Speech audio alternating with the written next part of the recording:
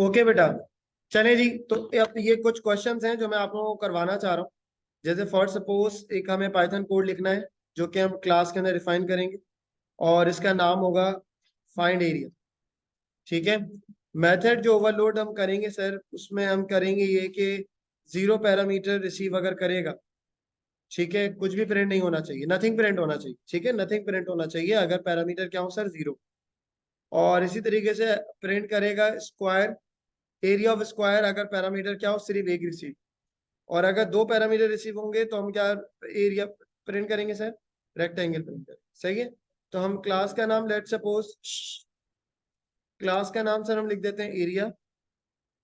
और अब इसके अंदर हम लिख रहे हैं यहाँ पर पैरामीटर डेफ, और इसका हम नाम रख देते हैं फाइंड अंडरस्कोर एरिया।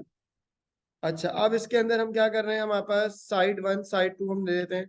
जैसे let suppose side one is equal to none कर लेते हैं, और इसी तरीके से side two is equal to none कर लेते हैं। ठीक है, अब हम लगाएंगे, अब हम डिफाइन करेंगे इसके अंदर। अब हम इफ करके डिफाइन करेंगे, if side one not equals to none, side one क्या हो, नन नहीं हो। सही है। एंड साइड टू, और साइड टू भी हमारे पास क्या हो सर, नन नहीं हो। तो इसका मतलब ये है कि कोई ना कोई वैल्यू होगी। तो इस केस के अंदर हम क्या करेंगे सर, इसके अंदर हम यहाँ पे प्रिंट कर सकते हैं एरिया ऑफ रेक्टेंगल, और इस तरह से इक्वल लिख दें आप, और यहाँ पे कॉमा लगा के आप क्या लिख दें sir, side one multiply by side two. अच्छा, अगर ये नहीं होता तो फिर क्या हो सकता है, फिर ये हो सकता है कि कोई एक साइड क्या हो हमारे पास, जीरो हो।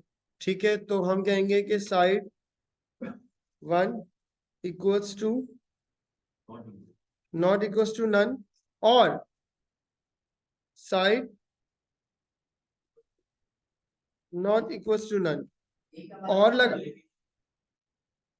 बेटा, कोई और लगाए ना बीच में, अगर दोनों ही नन हो, और है ना बेटा, जीरो तो नहीं आएगी ना, या तो कोई एक साइड होगी ना, या तो साइड वन नन होगी या साइड टू नन होगी।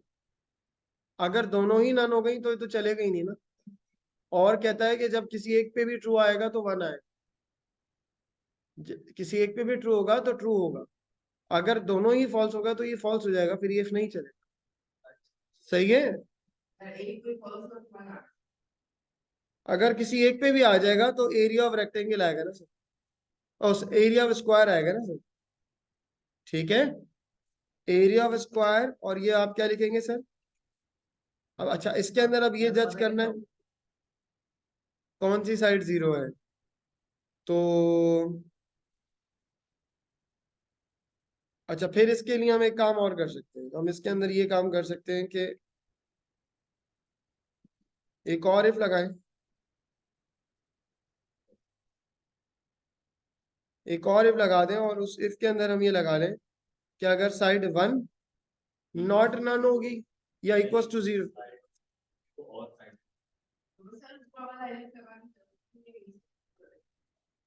क्या मतलब,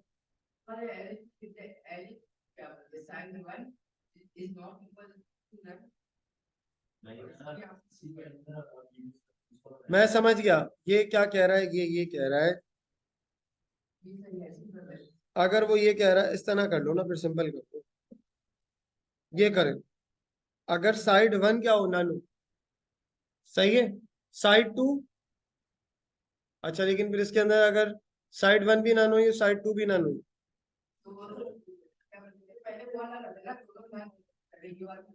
ये वाली एलिफ लगा देते हैं। This is a good technique, कि अगर हम दोनों नन होंगी तो फिर तो हम लिखते हैं नथिंग, और कोई एक नन होगी तो फिर हम क्या करेंगे, पहले में हम दोनों में नन लगा देते हैं। सही है। और नहीं यार, असल में बात इसके अंदर मैं बताऊं लॉजिक क्या है। अच्छा, देखें, इस तरह के सवाल को ना आप सोच सकते हैं डिफरेंट तरह से। चलें पहले एक काम करते हैं, जो मैं टेक्निक सोच रहा था ना, पहले वो लगा। ठीक है, देखिए कोडिंग में भी आपको इस तरह की चीजें फेस करनी पड़ेंगी, चीजें मिटानी पड़ेंगी, वापसी ऐड करनी पड़ेंगी। अच्छा, साइड वन और साइड टू दोनों में से कोई एक ना लो, ठीक है, या बल्कि एक काम करें ना यार, आसान कर,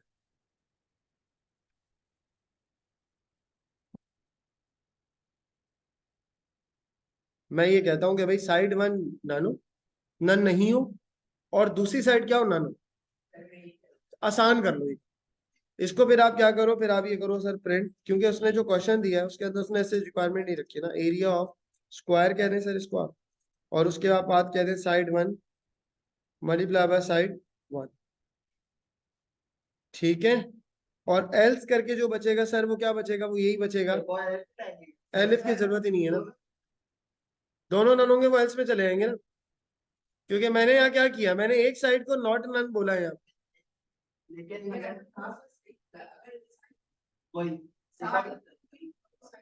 यूजर एक पैरामीटर देगा या दो पैरामीटर देगा, जब वो एक पैरामीटर दे रहा है तो वो साइड वन में ही जाएगा, साइड टू में वो जाएगा ही नहीं। सही है, अभी अभी रुको अहमद, आपको शायद हो सकता है इसकी कंफ्यूजन आ रही हो, अभी मैं करवा दूं। उसके बाद आप क्या करने हैं सर, यहाँ प्रिंट करें, और इस लेट सपोज अब आप यहाँ पर आप प्रिंट करके लिख दें नथिंग। ठीक है, अब जरा देखिए, पहले मैं भी आपकी की तरह सोच रहा था, लेकिन फिर मैंने कहा यार वो जरूरी नहीं है ना, जैसे फॉर एग्जांपल मैं आपको देखें स्क्वायर वो बना के देखा, मैं कहता हूँ माई एरिया,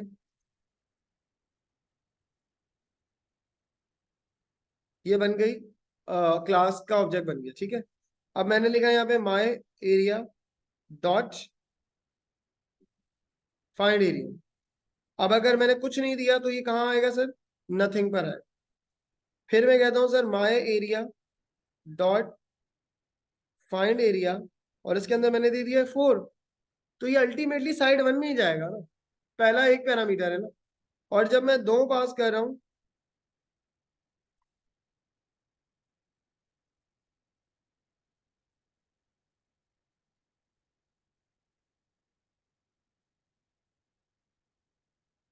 अब ये सेकंड वाले पे आ जाएगा। अब जरा कोड चला के देख लें,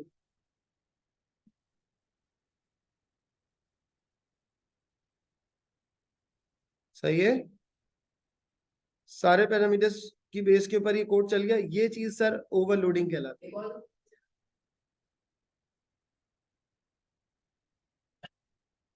कुछ पैरामीटर नहीं दिए तो नथिंग आ गया, एक पैरामीटर दे दिया तो बेटा एरिया ऑफ स्क्वायर आ गया, और जब दो पैरामीटर दे दिए तो क्या लिखा आ गया, एरिया ऑफ रेक्टेंगल।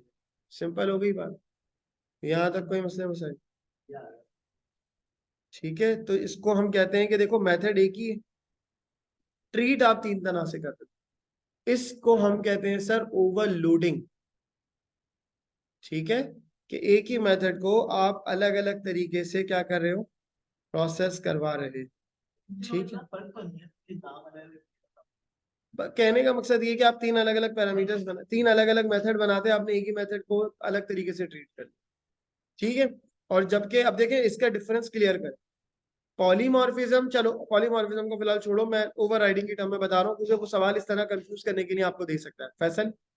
अगर वो कहे कि difference between overloading and over riding, examples पूछ ले, कुछ थ्योरी में वो बात कर ले, तो सर ओवरलोडिंग ये होती है कि वो क्लास के अंदर ही एक मेथड एक से ज्यादा तरीकों से कॉल हो सकता है। ऐसे याद रखो, if a method can be called more than one different technique, जैसे ये टेक्निक लगाई हुई है ना, ये अलग टेक्निक है, ये अलग टेक्निक है, ये अलग टेक्निक, तो एक ही मेथड है फाइंड एरिया, एक से ज्यादा तरीकों से कॉल किया जा रहा है, इसको कहते हैं sir overloading. Over riding is जो कि आप एक से ज्यादा क्लास के अंदर पेरेंट क्लास के मेथड को चाइल्ड क्लास के अंदर अपडेट करो, चेंज करो, कोई एडिशन करो, सब्ट्रैक्शन करो, इस चीज को हम कहते हैं सर ओवर राइडिंग। ठीक है, तो ये कॉन्सेप्ट आपको क्लियर होना चाहिए। चलें आज की क्लास यही रखेंगे बेटा, thank you, Allah Hafiz. Next video में हम बात करेंगे दूसरे टॉपिक के ऊपर।